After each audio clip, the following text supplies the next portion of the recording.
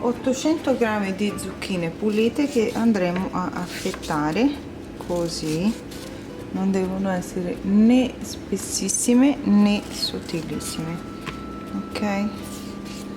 Quindi prendiamo le zucchine, era 1 chilo di zucchine sporche che diventa circa 800, ok? Eccole qua.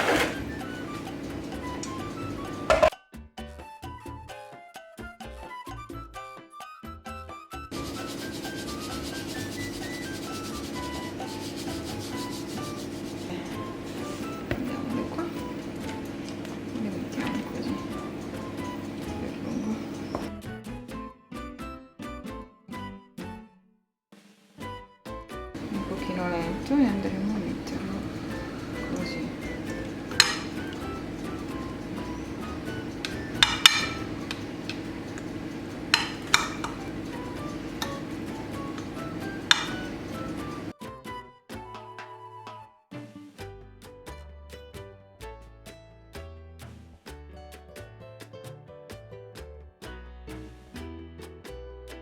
Semplice così, veramente una ricettina semplicissima.